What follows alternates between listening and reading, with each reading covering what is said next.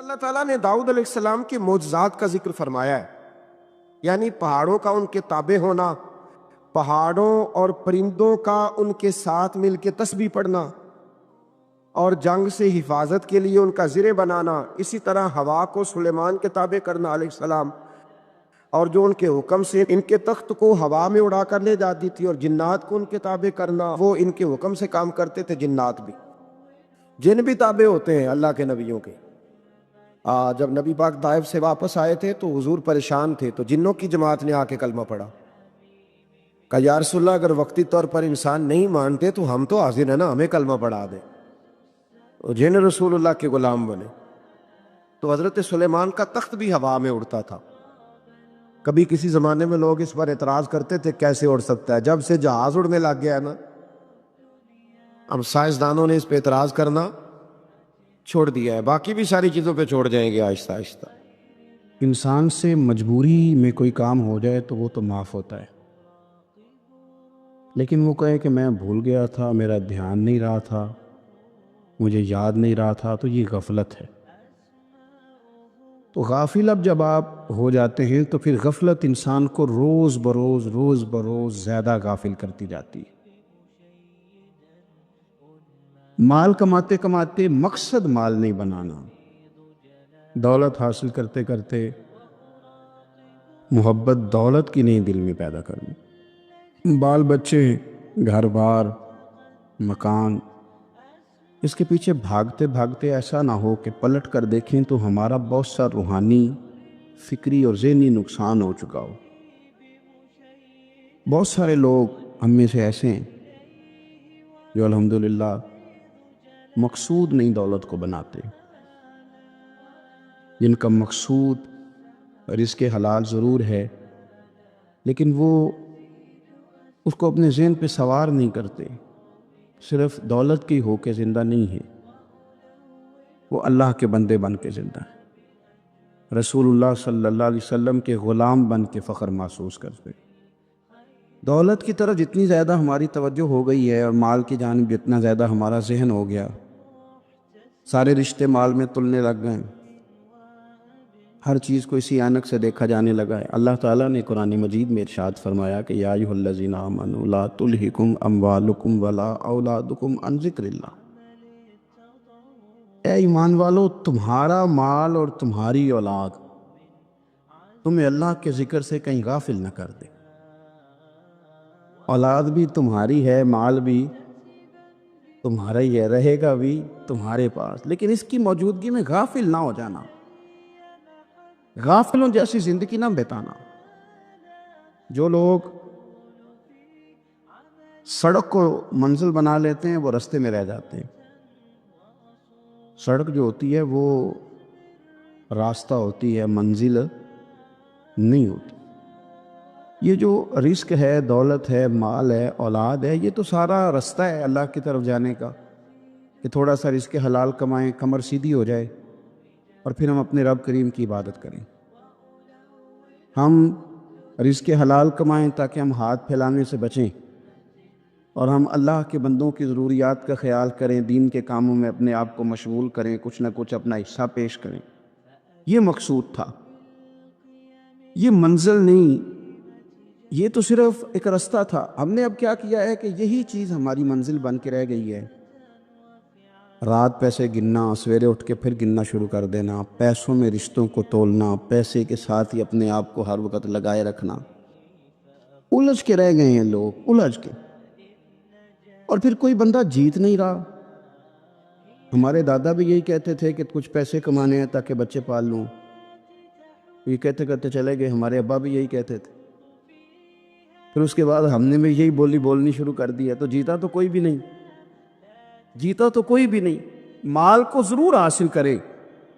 حضرت بہاءالحق نقشبند بخاری رحمۃ اللہ علیہ فرماتے، میں نے مینا کے میدان میں ایک نوجوان دیکھا جو لاکھوں کا کاروبار کر رہا تھا، لاکھوں کا، دیناروں کا کاروبار کرتا تھا، سونے چاندی ہیرے جواہرات کا کام کرتا تھا، لیکن فرماتے میں نے اس کے دل پہ نظر ڈالی، لاکھوں کا کام کرتا تھا پر اس کا دل ایک منٹ کے لیے بھی اپنے رب کی یاد سے غافل نہیں تھا۔ ہر وقت اس کا دل اپنے مالک کی یاد میں مصروف تھا، ہر وقت۔ ارشاد فرماتے ہیں کہ میرا شروع میں اس کے بارے میں گمان یہ تھا کہ دیکھو یہ شخص کیا کر رہا ہے، پیسہ کما رہا ہے، دولت کے چکر میں پڑا ہوا ہے۔ فرماتے ہیں کہ پھر میں نے ایک اور منظر دیکھا، ایک اور رنگ میں نے دیکھا کہ وہ کما رہا تھا، اور پھر اختتام حج پہ میں نے دیکھا کہ جو کمایا تھا سارا اللہ کے بندوں پہ خرچ کر رہا تھا۔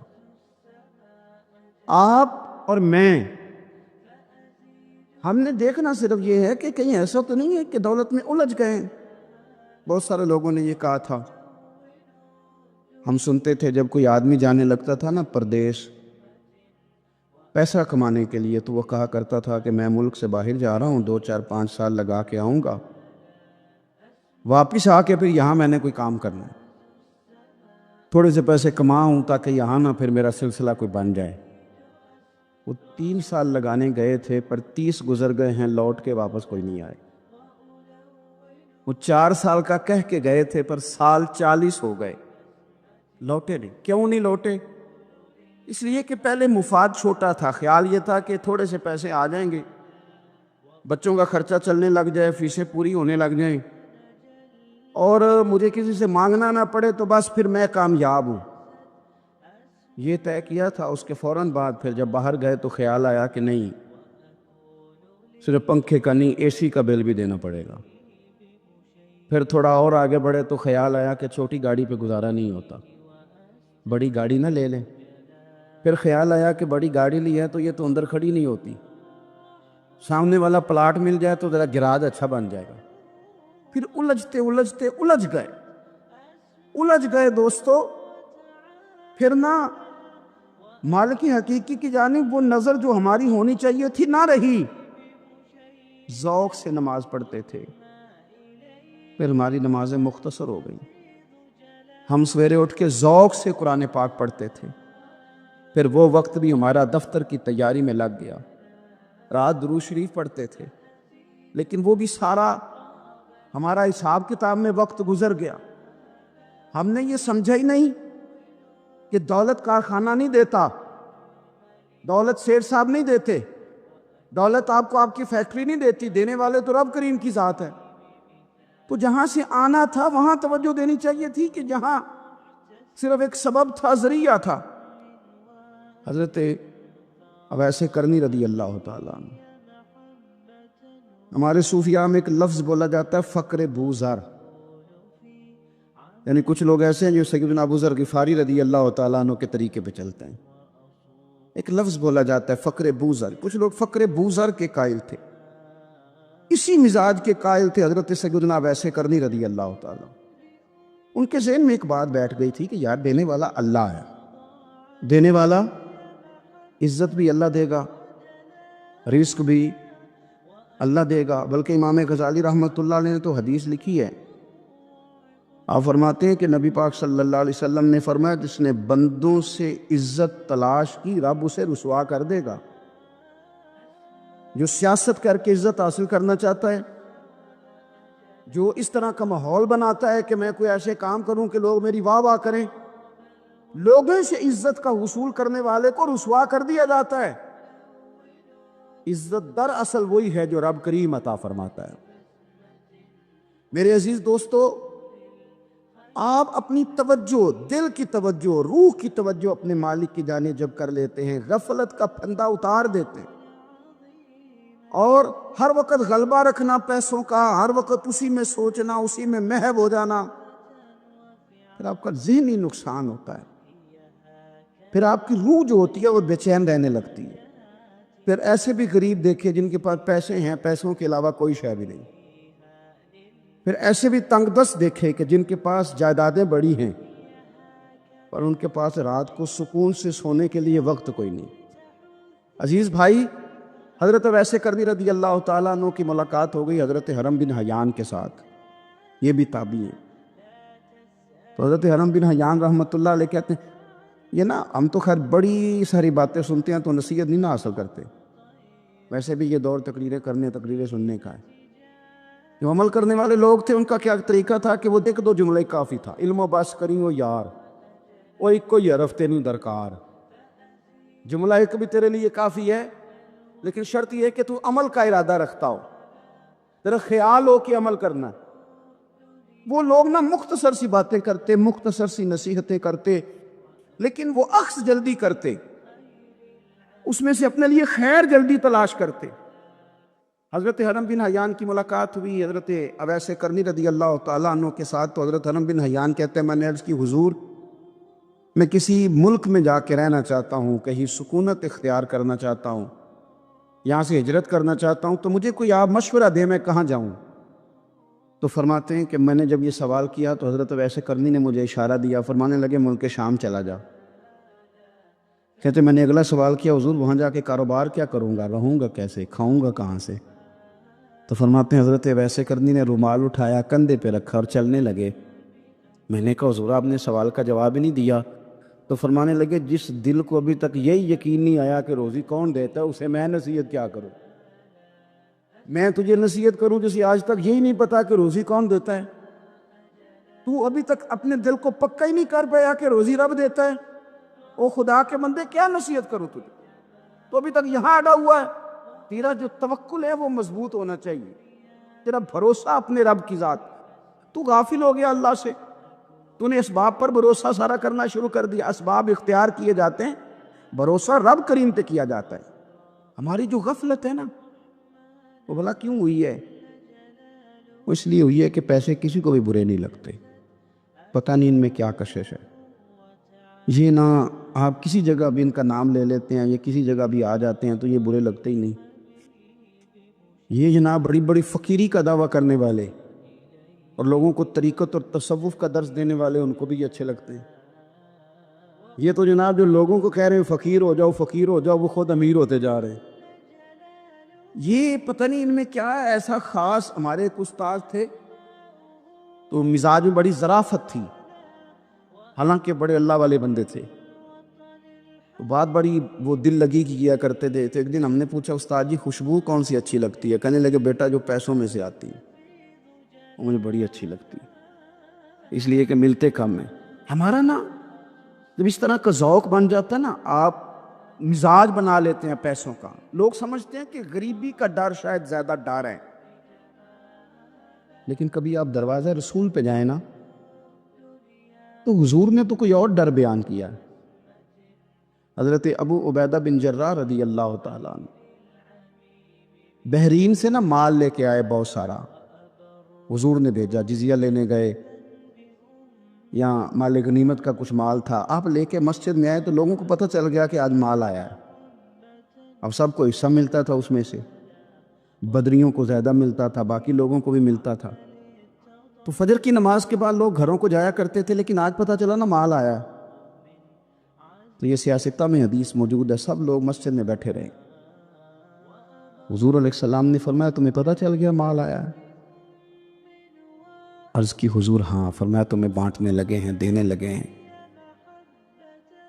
ہم نا غریبی سے ڈرتے ہیں، ہم اپنے بچوں کے لیے دعا کرتے ہیں ان پہ غربت نہ آئے، ہم اپنے بہن بھائیوں کے لیے دعا کرتے ہیں ان پہ غربت نہ آئے، کرنی چاہیے، لیکن ذرا اس حدیث کے مفہوم کو بھی دیکھیے گا۔ نبی پاک صلی اللہ تعالیٰ علیہ وآلہ وسلم نے فرمایا تمہیں دینے لگے ہیں، مال آ گیا ہے، لیکن میرے قریب نے اپنی امت کے لیے جس چیز کا ڈر محسوس کیا وہ کیا ہے؟ حضور کے دل میں کس چیز کا خدشہ تھا وہ کیا ہے بیان کیا۔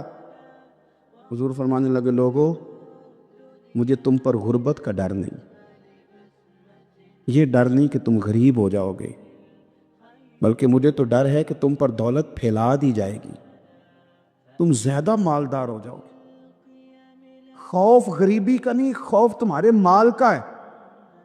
اور حضور فرماتے ہیں کہ پھر تم انہی باتوں میں مبتلا ہو جائے گا جن میں پرانی امتیں مبتلا ہوئی تھی، اور جب وہ اللہ کی نافرمانی میں مبتلا ہوئی تھی تو پھر وہ ہلاک کر دی گئی تھی۔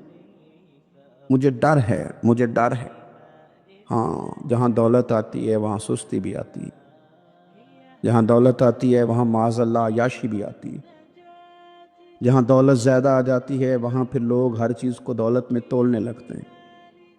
جہاں دولت زیادہ آتی ہے میرے بھائی، پھر لوگ سمجھتے ہیں کہ ہر چیز میں خرید لوں گا، پھر لوگوں کے ذہنوں کے اندر اس طرح کا فطور آتا ہے۔ حضور نے فرمایا مجھے ڈر ہے تمہارے دولت مند ہونے کا ڈر ہے، دولت مند ہونے کا، یارو اپنے پیسوں سے ڈرا کرو، اپنی جائیدادوں سے ڈرا کرو، اپنے مال سے ڈرا کرو۔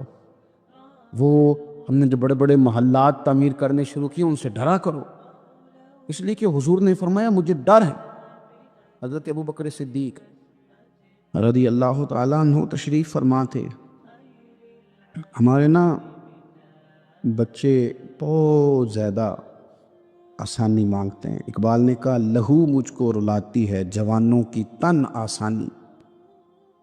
جب میں جوانوں کا مزاج دیکھتا ہوں نا کتنے آرام پسند ہو گئے ہیں، تو پھر میری آنکھوں سے لہو بہتا ہے۔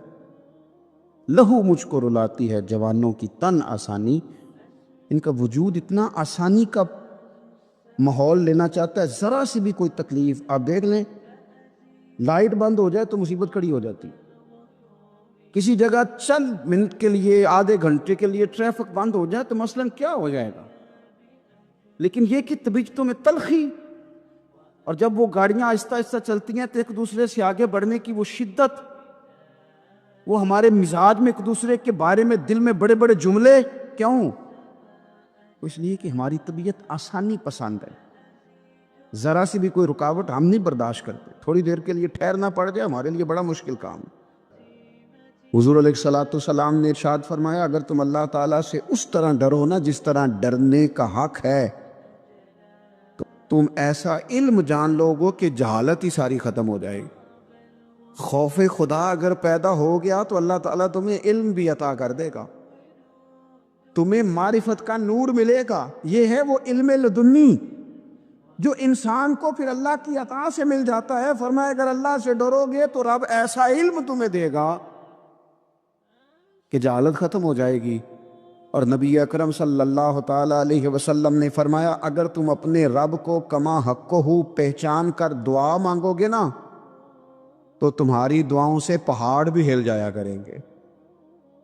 لیکن یہ دو چیزیں پیدا کرو، ایک تو اللہ کا خوف تمہارے دل میں آئے، اور دوسرا معرفت الہی کا شوق پیدا ہو۔ اگر طبیعت کے اندر یہ چیزیں پیدا ہو جائیں، خوف خدا نصیب ہو جائے اور صحیح معنوں میں نصیب ہو۔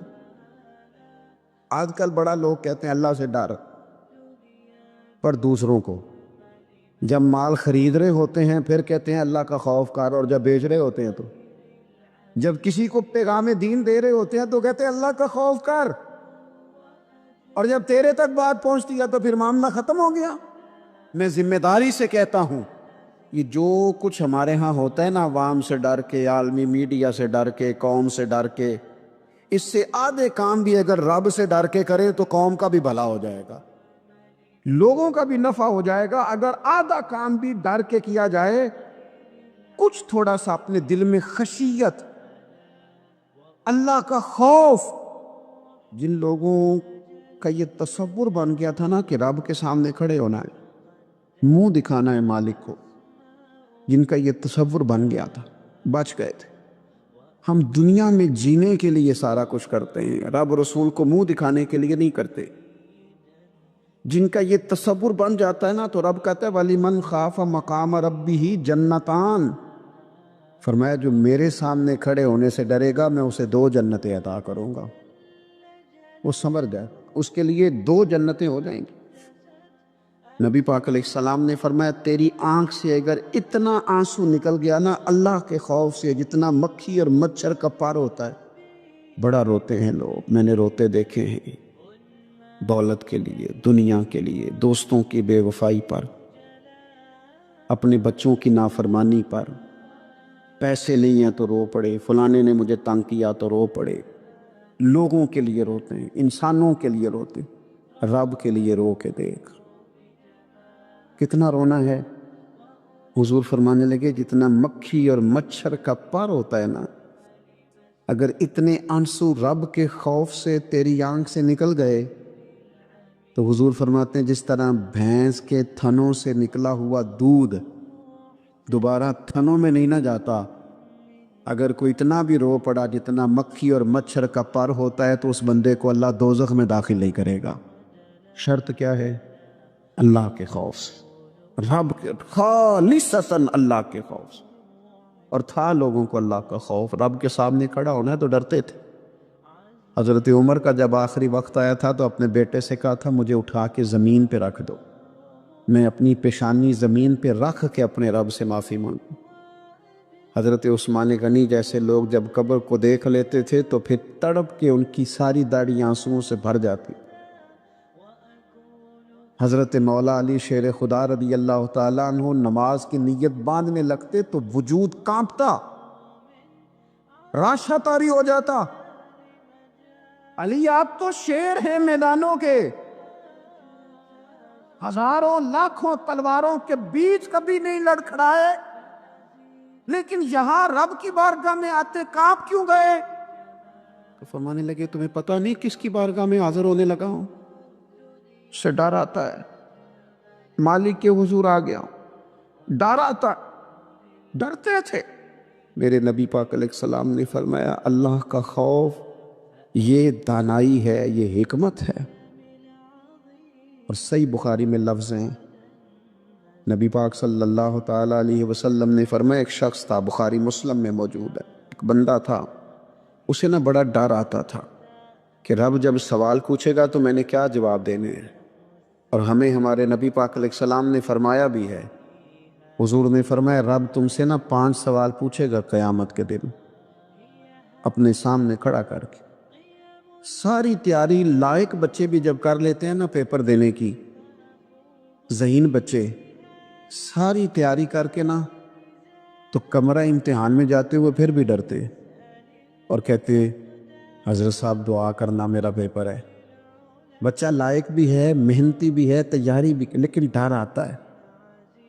ڈر آتا تھا جب پیپر سٹارٹ ہوتے تھے نا تو کئی قسم کی ایکٹیویٹیز چھوڑ دی جاتی تھی، کھیل چھوڑ دیے جاتے تھے۔ میں نے دیکھا ہے بچے نمازیں شروع کر دیتے تھے، ڈر آتا ہے کہیں پیپر میں کمی نہ کوئی رہ جائے۔ دنیا کے پیپر کے بارے میں یہ معاملہ ہے، اور جب صبح قیامت سوال جواب کیے جائیں، حضور فرماتے 5 سوال رب پوچھے گا تم سے قیامت میں۔ سب سے پہلی بات، میں نے تمہیں عمر دی تھی کہاں گزاری تم نے؟ ضائع کر دیا ٹائم سارا، ادھر ادھر بھاگتے آتے جاتے مال کماتے۔ اور پھر عمر میں ایک بہترین حصہ جوانی ہے، حضور فرماتے ایک سوال یہ ہوگا، دوسرا جوانی کہاں گزاری؟ اور تیسرا سوال پوچھا جائے گا بتاؤ مال کہاں سے کمایا، ذرائع کیا تھے، جائز طریقہ اختیار کیا کہ ناجائز؟ اور چوتھا سوال یہ ہوگا یہ بتاؤ تم نے خرچ کہاں کیا، اللہ نے اپنے فضل سے دیے تھے پیسے، تم نے ناجائز جگہ پہ تو نہیں لگا دیے؟ اور 5واں سوال یہ ہوگا کہ جو تمہیں پتہ تھا، جو تم جانتے تھے، جس کا تمہیں علم تھا، جس کا تمہیں شعور تھا، بتاؤ تم نے اپنے علم پر عمل کتنا کیا؟ میرے عزیز یہ 5 سوال نبی پاک علیہ السلام فرماتے ہیں ایک بندہ تھا جو بڑا ڈرتا تھا رب کی بارگاہ میں کھڑا ہونے سے، اتنا ڈرتا تھا کہ خوف طاری ہو گیا، اس پر خشیت پیدا ہو گئی۔ اس نے اپنے بچوں سے کہا جب میں مر جاؤں نا، یہ صحیح حدیث میں موجود ہے، جب میں مر جاؤں نا تو مجھے جلا دینا، اور پھر اگر میرے وجود کا کچھ حصہ بچ جائے تو اسے پیس دینا، پھر اسے ہوا میں اڑا دینا، مجھے ختم کر دینا، میں اپنے رب کی بارگاہ میں کھڑا ہو کے سوالوں کا جواب نہیں دے سکتا۔ پتا تے سارا ہے نا سردار نو کیتیاں دا، من لانم کے من دانب جو اعمال کیے ہیں اس کی خبر تو ہے نا، باقیوں کو شک ہے کہ اس نے گناہ کیا ہوگا، پر ہمیں اپنا تو پاک ہے نا، پتا تو سارا ہے نا۔ کہا میں نہیں کھڑا ہو سکتا اس کے حضور، مجھے جلا دینا، میری راکھ بھی بہا دینا، اڑا دینا ہواؤں میں۔ نبی پاک علیہ السلام فرماتے بندہ تھا سچا، یہ کام اس نے کیا اللہ سے ڈر کے۔ کریم محبوب علیہ السلام فرمانے لگے اللہ تعالیٰ نا قیامت کے دن ذرات کو حکم دے گا کہ اس کے وجود کے ذرے جمع کرو، اس کا وجود جمع کیا جائے گا۔ جس رب نے پہلے بنایا ہے وہ دوبارہ بنانے پر بھی قادر ہے، اس کے ذرات کو جمع کر کے گوشت پوشت دے کے وجود دے کے کھڑا کر کے اللہ پوچھے گا بتا یہ کام کرنے کا تجھے کس نے کہا؟ عرض کرے گا مالک میں ڈر گیا تھا نا، تیری بارگاہ میں کھڑا ہوں، سوالوں کے جواب دوں، یہ کام مشکل تھا، میں ڈر گیا۔ نبی پاک صلی اللہ تعالی علیہ وسلم فرمانے لگے، رب فرمائے گا فرشتو کہ میرا بندہ نہ سچ کہتا ہے، یہ واقعی مجھ سے ڈر گیا تھا، گواہ ہو جاؤ میں نے اس کے لیے جنت کا فیصلہ کر دیا۔ اپنی طبیعت میں، اپنے مزاج میں، اور یہ خوف خدا گھر سے شروع کریں، بیوی سے گفتگو کرتے بھی اللہ سے ڈریں، ماں باپ کے حقوق ادا کرتے بھی اللہ سے ڈریں۔ اگر اللہ نے آپ کو وسعت دی ہے، بہن بھائی کمزور رہ گئے ہیں تو اللہ سے ڈریں اس مسئلے میں۔ اگر اللہ تعالیٰ نے آپ کو کسی شخص کے اوپر حاکم بنایا ہے، کوئی آپ کا ملازم ہے، کسی شخص کو آپ کے پاس ڈیوٹی کرنا پڑتی ہے، تو اس کے بارے میں اللہ سے ڈریں۔ میرے نبی پاک علیہ السلام نے اپنے ظاہری وصال کے وقت جو وصیتیں فرمائی تھی، فرمایا تھا عورتوں کے بارے میں رب سے ڈرنا، اپنے غلاموں کے بارے میں، ملازمین کے بارے میں رب سے ڈرنا، اور آپ کے پاس، میرے پاس جو امانتیں ہیں ان امانتوں کے بارے میں رب سے ڈریں۔ اور ہمارے پاس جو دین کی امانت آئی ہے، ہمیں جو نبی پاک کا امتی بنایا گیا ہے، ہمیں جو کہا گیا ہے کہ تم رسول اللہ صلی اللہ علیہ وسلم کے اعلیٰ اخلاق پہ عمل کرنا، تو ڈرو نہ اس بات سے۔ اتنے عظیم رسول کے امتی ہو کر ہمارے حالات کیا ہیں، ہماری کیفیات کیا ہیں؟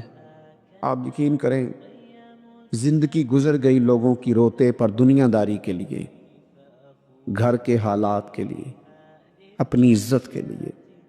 کاش کبھی رب کے لیے بھی روئے ہوتے، کبھی اس کے خوف میں روئے ہوتے۔ نبی پاک علیہ السلام کے صحابہ پر نہ خوف طاری تھا اللہ کا، اور وہ خوف غلبہ کرتا تھا، باتوں میں نہیں، تقریروں میں نہیں، نشستن گفتن برخاستن نہیں، لوگوں کو دکھانے بتانے کے لیے نہیں، اپنے دنیاوی معاملات کو بہتر کرنے کے لیے نہیں، بلکہ رب کا خوف ان لوگوں پر طاری ہوتا تھا۔ اللہ کے محبوب علیہ السلام نے نا آیہ مقدسہ تلاوت کی، یا ایھا الذین آمنوا قوا انفسکم واہلیکم نارا وقودھا الناس والحجارہ، اے ایمان والو، خود بھی دوزخ کی آگ سے بچو اور اپنے گھر والوں کو بھی بچاؤ، اور اس آگ سے بچو جس کا ایندھن آدمی اور پتھر ہیں۔ تو ایک نوجوان صحابی نے سنا تو وہ ڈر گئے، کانپ گئے، اتنا ڈرے کہ کانپ کر بے ہوش ہو گئے قرآن پاک سن کر۔ حضور علیہ السلام نے ان کے دل پر ہاتھ رکھا تو دل دھڑک رہا تھا۔ حضور فرمانے لگے، پڑھنا کلمہ لا الہ الا اللہ محمد الرسول اللہ صلی اللہ تعالی علیہ وسلم۔ صحابہ نے عرض کی، یا رسول اللہ صلی اللہ علیہ وسلم جی ہم سے سبقت لے گیا۔ حضور فرمانے لگے، یہ رب سے ڈرا ہے، رب نے اس کے لیے جنت کا فیصلہ فرما دیا۔ جب انسان کبھی رو پڑے نا اللہ، میں آپ سے عرض کروں، رونا بھی بڑا ضروری ہے۔ قرآن کہتا ہے فَلْيَضْحَكُوا قَلِيلًا وَلْيَبْكُوا كَثِيرًا، زیادہ رویا کرو، تھوڑا سا کرو۔ زیادہ ہنسنے سے دل مردہ ہوتے ہیں، تھوڑا سا نا۔ انسان جب اپنے علم پر بھروسہ کرنے لگتا ہے، یا اپنی عقل پر بھروسہ کرنے لگتا ہے، یا اپنے تعلقات پر بھروسہ کرنے لگتا ہے، یا اپنی دولت پر، مال پر، صحت پر، تو ایک بہت بڑے دھوکے کا شکار ہو جاتا ہے۔ اور انسان جب انسانوں پر بھروسہ کرنے لگتا ہے تو پھر اللہ تعالیٰ اسے بعض اوقات انسانوں کے سپرد کر دیتا ہے، انسانوں کے سپرد۔ اور بہت سارے ایسے لوگ بھی ہوتے ہیں جو رب کریم کو بھولتے ہیں، اور وہ اپنی ساری توجہ انسانوں کی طرف، دنیا کی طرف، دنیا داروں کی طرف کر لیتے ہیں۔ تو اللہ تعالیٰ فرماتا ہے پھر میں انہیں یہ سزا دیتا ہوں کہ وہ مجھے بھولنے نکلے تھے تو میں نے انہیں ان کا اپنا آپ بھی بھلا دیا، اپنا آپ بھی۔ سورہ حشر کو دیکھیے گا، فرمایا وَلَا تَكُونُوا كَالَّذِينَ نَسُوا اللَّهَ فَأَنسَاهُمْ أَنفُسَهُمْ، ان لوگوں کی طرح نہ ہو جانا جنہوں نے اللہ کو بھلا دیا تو اللہ نے پھر انہیں ان کا اپنا آپ بھی بھلا دیا، انہیں اپنی بھی ہوش نہیں رہی۔ وہ ایسے مسائل میں گھر گئے، وہ ایسی آزمائشوں میں الجھ گئے وہ ایسی دنیا داری کے اندر الجھے کہ انہیں اپنا بھی پتہ نہ چلا۔ اب تو ڈھونڈتا پھرتا ہوں اے اقبال اپنے ہی آپ کو،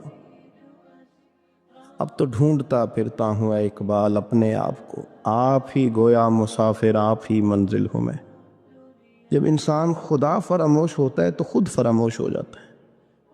ہمارا بڑے زمانے سے تکیہ ہے، کبھی امریکہ پر، کبھی یورپ پر، کبھی برطانیہ پر، کبھی مالداروں پر، کبھی اسلحے والوں پر۔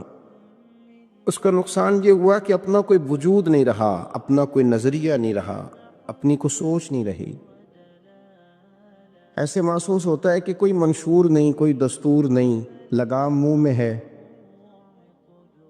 اور اس کا سرا کسی کے ہاتھ میں ہے، وہ جدھر چاہتا ہے ہمیں گھما لیتا ہے۔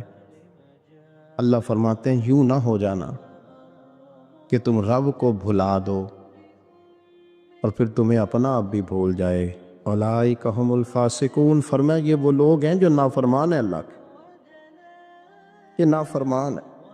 جب یہ نظریہ بن گیا، جب یہ ذہن بن گیا کہ پیدا اللہ نے کیا ہے، دینا اللہ نے ہے، عطا کرنے والا اللہ ہے، نوازنے والا اللہ ہے، تو پھر ساری توجہ دنیا داروں کی طرف رکھنا، میں اللہ والوں کی طرف توجہ رکھنے کا قائل ہوں، میں وہ سمجھتا ہوں، ہم اس چیز کے قائل ہیں، لیکن وہ بھی کوئی آستانہ ہے کہ جہاں حق مرشد کا نعرہ تو بڑا لگے پر رب کا نام ہی نہ سننے کو ملے۔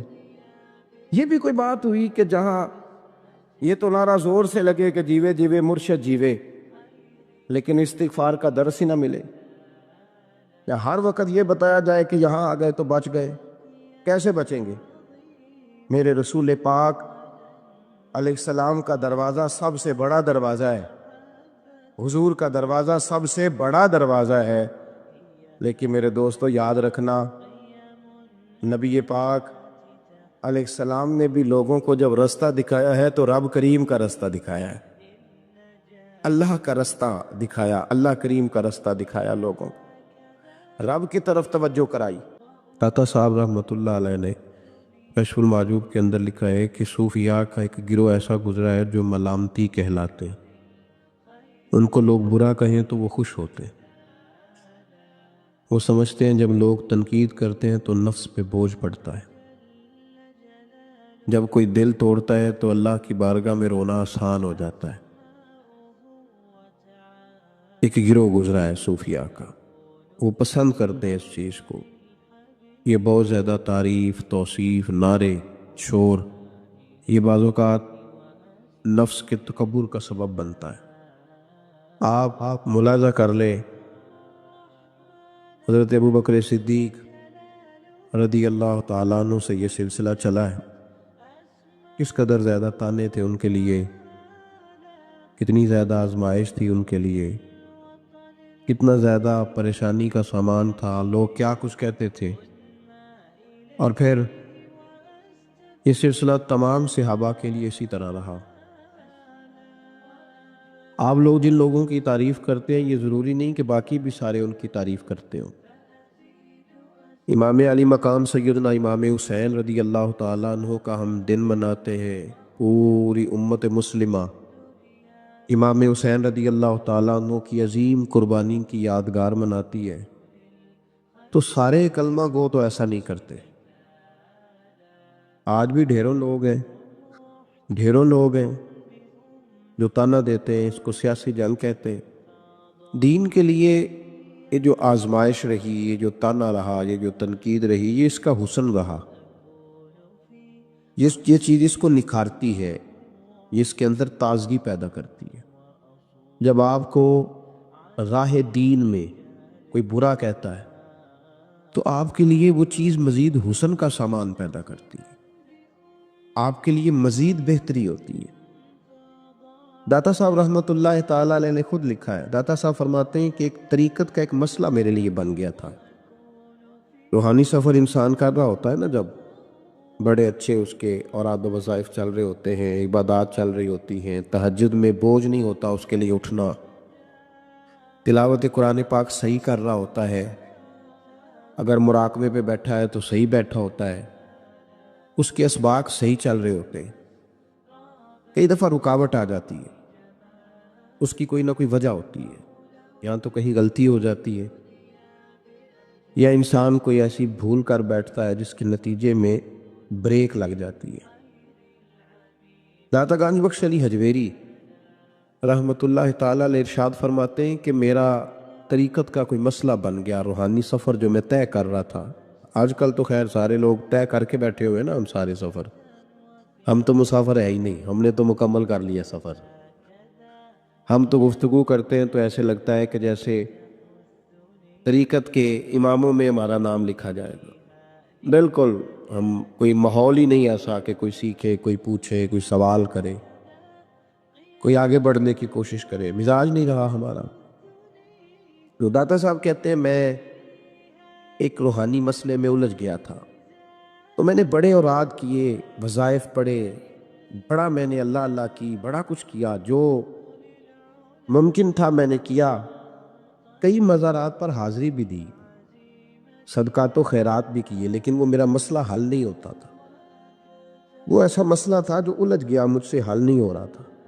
آپ فرماتے ہیں میں چلتے چلتے ایک مسجد میں گیا تو وہاں کچھ درویش بیٹھے تھے، درویش، اور وہ عجیب مجذوب صفت لوگ تھے، ایک گروہ ان کا پورا بیٹھا ہوا تھا۔ فرماتے ہیں انہوں نے میری طرف دیکھا تو میرا مذاق اڑانا شروع کر دیا، پھر انہوں نے خربوزے کھانے شروع کیے، وہ خربوزہ کھاتے تھے اور چھلکے مجھے مارتے تھے۔ آپ فرماتے ہیں وہ چھلکے مار کے پھر ہنستے تھے، پھبتیاں کستے تھے، میرا مذاق اڑاتے تھے۔ فرماتے ہیں وہ میرا مسئلہ جو کئی دنوں کا اٹکا ہوا تھا، حل نہیں ہو رہا تھا، ان کی یہ حرکت کرنے سے میرا وہ والا مسئلہ اللہ نے حل فرما دیا، میرے اندر وہ تازگی پیدا ہو گئی۔ جب کوئی شخص خبر لاتا ہے نا آپ کے لیے جب کوئی خبر لاتا ہے کہ فلاں نے آپ کو برا کہا، تو اس میں محاذ نہیں قائم کرنا چاہیے۔ ایک ہم لوگ محاذ بنا لیتے ہیں، جو موقع ہماری عین اصلاح کا ہوتا ہے، جس میں ہمارے لیے بڑے اسباق ہوتے ہیں، ہماری بہتری بہت زیادہ اس کے اندر مضمر ہوتی ہے، ہم اس کو سمجھتے ہی نہیں۔ یہ جو دین کے لیے تانا ہوتا ہے نا، جے کر یہ تانے نصیب ہو جائے ہمیں، اگر ہمارے مقدر میں آ جائیں یہ تانے، تو یہ بڑا فائدہ کریں گے، یہ نفع کریں گے۔ بہت سارے تانے ہم برداشت کرتے ہیں، لوگ بہت ساری برادریوں کو اچھا نہیں سمجھتے، ہم سہتے ہیں، ابھی کوئی برادری چھوڑ کے نکلا تو نہیں۔ بہت سارے لوگ بہت ساری چیزوں کو اچھا نہیں سمجھتے، لیکن ہم نے احتجاج تو نہیں کیا۔ مذہب کے معاملے میں ذرا سا ہلکا سا کو تانا دیتا ہے۔ میں نے کہا کہ آپ دیکھیں نا داتا صاحب نے کتنی خدمت کی، تو کیا سارے لوگ اچھا کہتے ہیں داتا صاحب کے مزار کو؟ آج بھی اتنی لمبی زبانیں نکال کے لوگ کہتے نہیں وہ شرک کا اڈا ہے، معاذ اللہ۔ بابا فرید علیہ رحمہ زہد الانبیاء، شیخ الاسلام، تو کیا ساری دنیا ان کو صحیح کہہ رہی ہے آج بھی؟ تو یہ تو بھائی لطف ہے، آپ اس لطف کا رنگ کیوں خراب کرتے؟ اس کا ذائقہ لیں، اس طرف بھی توجہ کریں، اس پر غور کریں۔ میرے اعلیٰ حضرت فاضل بریلوی رحمت اللہ تعالی علیہ، اعلیٰ حضرت رحمت اللہ علیہ کے زمانے میں لوگ انہیں مجدد کہتے تھے، ان کے زمانے میں ہی انہیں امام اہل سنت کہا جاتا تھا۔ ان کے دور میں بڑے بڑے شیخ الحدیث، بڑے بڑے لوگ ان کی بارگاہ میں آ کے بیٹھا کرتے تھے۔ سید دیدار علی شاہ صاحب رحمۃ اللہ علیہ عمر میں ان سے بڑے تھے، لیکن پھر بھی ان کی خدمت میں آ کے بیٹھتے تھے۔ صدر اللہ فاضل سید نعیم الدین مراد آبادی جیسی شخصیات ان کی بارگاہ میں رات کو بیٹھا کرتے تھے۔ بڑے بڑے قیمتی لوگ، حضرت محدث صورتی، یہ مرید تھے مولانا فضل الرحمان گنج مراد آبادی رحمۃ اللہ علیہ کے، اور پڑھا بھی انہی سے، خلافت بھی انہی سے، سارا سلسلہ انہی سے، لیکن ہر وقت اعلیٰ حضرت کے پاس بیٹھے رہتے تھے، اور عمر بھی اعلیٰ حضرت سے زیادہ تھی۔ تو کچھ لوگوں نے کہا کہ سارا سلسلہ وہاں ہے، بیٹھے یہاں رہتے ہو۔ فرمانے لگے یار جو ایمان کی لذت ان کے پاس ملی ہے وہ کسی اور جگہ نہیں ملی، ہر چیز اپنی جگہ پہ، لیکن اس کے ساتھ ساتھ ایک دوسرا پہلو بھی تھا۔ جس طرح آج لوگوں نے شور ڈالا ہے نا، اتنی تنقید شاید کسی شخص پہ ہوتی ہو اتنی فاضل بریلوی پہ معاذ اللہ کی جاتی ہے۔ لوگ بدعتی کہہ کے، قبر پرست کہہ کے، بڑا کچھ کہہ کے تانے نہیں دیتے، انہیں الزامات نہیں لگتے۔ تو یہ آج نہیں شروع ہوئے، اس زمانے میں بھی یہ سلسلہ جاری تھا۔ حضرت مولانا ظفر الدین صاحب بہاری رحمۃ اللہ تعالی علیہ بہت بڑے عالم تھے، بخاری کی شرح فرمائی، اور اعلیٰ حضرت کے خلفاء میں سے تھے، بڑے قابل آدمی تھے، بہت بڑے عالم تھے، تو پیار بھی بڑا تھا۔ جس سے محبت ہوتی ہے اس کی غیرت بھی انسان کے دل میں ہونی چاہیے۔ تو خطوط پڑھنے کی اور جواب دینے کی ڈیوٹی بھی حضرت مولانا ظفر الدین بہاری رحمۃ اللہ علیہ کی تھی۔ تشریف فرما تھے، بیٹھے ہوئے تھے، تو خط آتے تھے۔ اب ہمارے ہاں ٹیلی فون آتے ہیں، کام آسان ہو گیا ہے، پرانے زمانے میں خطوط آیا کرتے تھے، اور خطوط کے جواب لکھنا ایک بہت بڑا کام ہوتا تھا۔ باقاعدہ مشائخ کے پاس کچھ لوگ ایسے موجود ہوتے تھے جو صرف خطوط کے جواب دیتے تھے، اور اگر کوئی فتوے کا معاملہ ہوتا تھا تو وہ فاضل بریلوی علیہ رحمہ خود لکھا کرتے تھے۔ تو خط کچھ آئے، مولانا ظفر الدین بہاری رحمۃ اللہ علیہ پڑھنے لگے، سنانے لگے، جواب اعلیٰ حضرت فرمانے لگے، وہ لکھنے لگے۔ تو ان خطوط کے اندر 2-3 خطوط ایسے بھی آئے جس میں لوگوں نے اعلیٰ حضرت کو گالیاں لکھی ہوئی تھی، معاذ اللہ، بڑے سخت جملے کہے تھے، اور ایسی باتیں کہی تھیں کہ جو وہ پڑھتے گئے تو انہیں جلال آتا گیا۔ بڑے مریدین اعلیٰ حضرت کے حاجی لال خان جیسے بڑے رئیس اعظم لوگ تشریف فرما تھے، جب یہ خطوط پڑھے گئے جلال آیا سب مریدین کو، اور جوش میں مولانا ظفر الدین بہاری کہنے لگے میں ان پر مقدمہ کروں گا، میں کچہری جاؤں گا، عدالت جاؤں گا، میں مقدمہ کروں گا، انہیں سزائیں دلواؤں گا۔ اعلیٰ حضرت رحمۃ اللہ علیہ مسکرا کے ان کا چہرہ دیکھنے لگے، فرمانے لگے اس طرح کر، ان کو بند کر، اور یہ میرے سے چابی لے، فلاں الماری کھول، اس کے فلاں دراز میں کچھ خط پڑے ہیں وہ بھی نکال کے لا۔ آپ کہتے ہیں میں گیا، وہ خطوط میں نکال کر کے لایا، اور لا کر میں پڑھا، ان کو کھولا تو کسی نے اعلیٰ حضرت کو امام اہل سنت لکھا ہوا تھا، کسی نے لکھا تھا مجدد آپ، کسی نے لکھا تھا کہ ہندوستان کے حسان بن ثابت بھی آپ ہی ہیں رضی اللہ، کسی نے کوئی لقب دیا، کسی نے کوئی۔ اعلیٰ حضرت فرمانے لگے ظفر الدین اس طرح کر یار، انہوں نے میری تعریفیں کی ہیں، پہلے انہیں جائیدادیں بانٹنا، تو پھر تنقید کرنے والے پہ مقدمہ بھی کر لینا، انہیں پہلے جائیدادیں بانٹنا، ان کے لیے انعام کا اعلان کر۔ اور پھر بڑا خوبصورت اور قیمتی جملہ جو صوفیاء کی روحانی تربیت کے لیے بڑا قیمتی ہے، بڑا خوبصورت جملہ کہا۔ آپ فرمانے لگے مجھے بتاؤ تو صحیح، میرا ان کے ساتھ ذاتی جھگڑا کیا ہے؟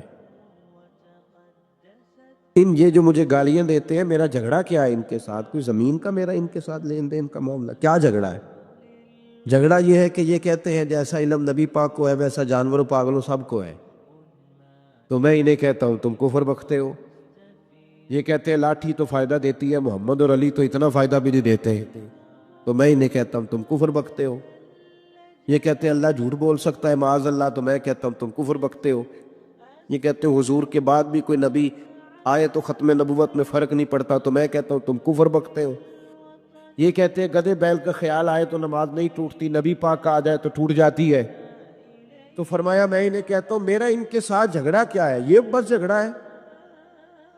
فرمایا چل ظفر الدین انہیں مجھے گالیاں نکالنے دے، جب تک مجھے گالیاں لکھتے رہیں گے میرے نبی کی توہین میں تو کوئی جملہ نہیں نہ لکھیں گے، لکھنے دے مجھے گالیاں۔ جے کر یار دے نام دا ملے میڑا، چولی پا لئیے پنجے سٹیے نا، تو یہ کر یار دے نام دی ملے سولی، چوٹا چوٹ لئیے پیشا ہٹی۔ ہمارے بزرگوں نے ہمیں سکھایا ہے ملامت نفع کی چیز ہے۔ جب آپ حق بات کہتے ہیں تو بہت سارے لوگ ایسے ہوتے ہیں جن کو وہ بات اچھی نہیں لگتی، اپنی طبیعت کے اندر یہ تازگی پیدا کریں۔ درس یہ ہے آج کا کہ یہ تازگی اپنی طبیعت میں پیدا کریں، اور بڑی جلدی پریشان ہو کے بکھر جانا، بلکہ کچھ ساتھی بکھرتے ہیں، کچھ بکھرتے ہیں، بالکل بکھر جاتے۔ آپ بکھرے نہیں۔ اگر کوئی شخص 2 منٹ کے لیے کہہ ہی دیتا ہے کہ پتہ ہے مجھے تو پہلے کیا تھا، آج تو نے وہاں جا کے داڑھی رکھ لی ہے، تو اس سے آپ کی داڑھی کا ثواب بڑھ جائے گا، کم نہیں ہوگا، اس سے آپ کا اجر اس سے بڑھے گا، آپ کو فائدہ زیادہ ہوگا۔ جتنی نیکی دقت کے ساتھ ہوتی ہے اتنا اللہ اجر زیادہ عطا فرماتا ہے. تو آپ بڑی جلدی پریشان نہ ہوا کریں، بڑی جلدی آپ جو ہے وہ اس طرف توجہ نہ کیا کریں کہ یہ مجھے فلاں آدمی یہ کہہ رہا ہے تو اب کیا بنے گا، کس طرح کر کے یہ سلسلہ چلے گا. یہ ہمارے بزرگوں نے، ہمارے مشائخ نے، ہماری تربیت کرنے والوں نے یہ اسباق ہمیں پڑھائے کہ اس سے فائدہ ہوتا ہو، اس سے نفع ہوتا ہے. بہت سارے لوگ کہتے ہیں میں نے داڑھی رکھ لی تو میرے اندر بڑی کمی ہے، تو لوگ کہیں گے، بہت سارے لوگ تانا دیتے ہیں داڑھی رکھ کے تو اس طرح کرتا ہے. تو بھائی بات یہ ہے کہ داڑھی رکھنے کے بعد معصوم کون ہو جاتا ہے؟ یہ کس نے فتویٰ دیا ہے کہ جو رکھ لے وہ معصوم ہے، اب اس سے غلطی نہیں ہوگی؟ تو گناہ چھوڑنے کی کوشش کرنی چاہیے. بلکہ میرا تو نظریہ یہ ہے کہ داڑھی بہت سارے گناہوں سے بچا لیتی ہے بندے کو، بہت ساری گناہوں سے داڑھی بندے کو یہ محفوظ کر لیتی ہے. یہ چیزیں آپ کو بچائیں گی، آپ کا تعارف پڑ جائے گا، آپ کے لیے لوگ اچھے جملے کہنے لگ جائیں گے، خیر کا فکر آپ کے لیے ادا کیا جائے گا. اس لیے نیکی کے راستے میں جب کوئی آدمی کوئی کسی جگہ پہ کسی شخص کو برا کہے، پھر ایک اور سوال ہے، اس کا جواب بھی بڑا ضروری ہے. کہتے ہیں جب میں برا تھا مجھے کوئی تنگ نہیں کرتا تھا، کسی کی طاقت نہیں ہوتی تھی، اب میں اچھا ہو گیا ہوں تو سارے چڑھائی کر جاتے ہیں. او بھائی بات سنو، بڑی سادی سی بات، میں نے شاید پہلے بھی ایک دفعہ یہ جملہ کہا تھا آپ کو سمجھاتے ہوئے، پھر کہتا ہوں. میرے محبوب پاک صلی اللہ تعالی علیہ وسلم کی سیرت کے جو کمالات ہیں ان میں سے ایک بہت بڑا کمال یہ ہے کہ نبی پاک کی ذات تک لوگوں کی رسائی بڑی آسان تھی، آسان رسائی تھی. کسی کو مشکل، کسی کو دقت نہیں ہوتی تھی حضور تک پہنچنے میں، آسان رسائی. اگر کچھ شخص سمجھنے لگ گیا تیرے بارے میں کہ تجھے میں کچھ کہہ لوں گا تو اب یہ کچھ کہے گا نہیں، تو اس میں حرج کیا ہے؟ کیا حرج ہے؟